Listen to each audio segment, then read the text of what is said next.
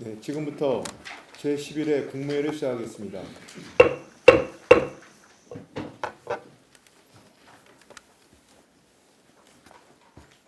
지난 2월 27일 국회 본회의를 통과한 명태균과 관련한 불법 선거 개입 및 국정농단 사건 등의 진상규명을 위한 특별검사의 임명 등에 관한 법률안이 정부로 이송되어 왔습니다. 저는 이 특검법안의 법적 쟁점, 필요성 등을 국무위원들과 함께 심도 있게 검토했으며 숙고를 거듭한 끝에 제2요건을 행사하기로 하였습니다. 그 취지를 국민들께 소상히 말씀드리겠습니다. 본 특검법에 따르면 2021년부터 2024년까지 실시된 모든 경선과 선거, 주요 정책 결정 과정 관련 사건 및 그 수사 과정에서 인지된 관련 사건 전부를 제한 없이 수사할 수 있습니다. 이에 따라 수사하면 수사 대상 및 범위가 너무나 불명확하고 방대하여 헌법상 명확성의 원칙과 비례의 원칙 훼손이 우려됩니다.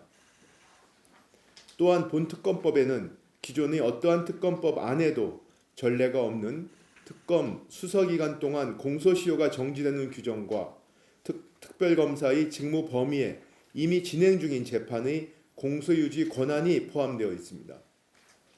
이는 신속한 수사와 재판을 보장하기 위해 형사처벌을 회피할 목적으로 피의자가 해외로 도피한 경우 등 공소시효 정지 사유를 엄격히 적용하는 공소시효 제도의 기본 취지와 헌법상 적법 절차주의를 위배할 우려가 있습니다. 또한 이미 기소된 사건에 대해 검찰이 공소유지 권한을 배제하는 것은 수사 미진 시정 등을 위한 특검의 취지에 반합니다. 아울러 그간 제2요구한 특검법 등들에서 지적했듯이 특별검사에 대한 임명 간주 규정은 대통령의 임명권을 실질적으로 침해하여 헌법상 권력분립 원칙 위반 소지가 있습니다. 권력분립 원칙의 중대한 예외인 특별검사 제도는 행정부의 수사, 소추권을 합리적으로 통제할 필요가 있을 때 하나여 비로소 도입을 검토할 수 있습니다. 그러나 해당 특검법안의 수사 대상 사건에 대하여는 주요 피의자에 대한 수사와 구속 기소가 진행되었고 계속하여 제기된 의혹 전반에 대한 수사가 진행 중에 있습니다. 지난 2월 17일 발표된 중간 수사 결과에 따르면 검찰은 총 61개소를 압수수색하고 전현직 국회의원 등 100여 명을 조사하였으며 변호인 참여 등 적법 절차 원칙을 준수하여 이른바 황금폰에 대한 포렌식 작업을 통해 다수의 파일에 대한 선별 작업도 마쳤습니다.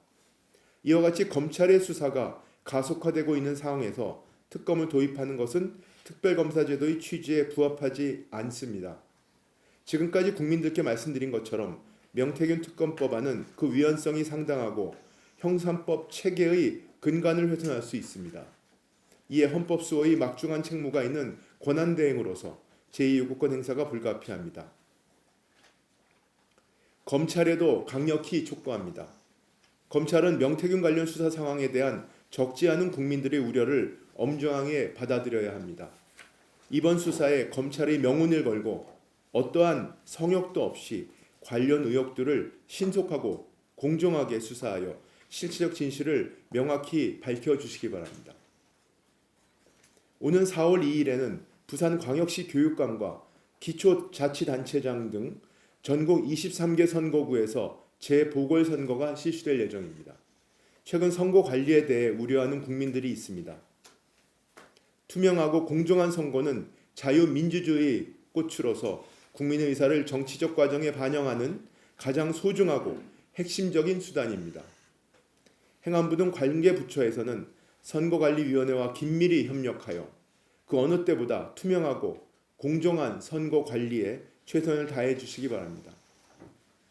이어서 회의 운영과 언론 취재 등의 편의상 국무회의 직후에 있을 치안관계 장관회의 모두 발언도 같이 함께 하겠습니다.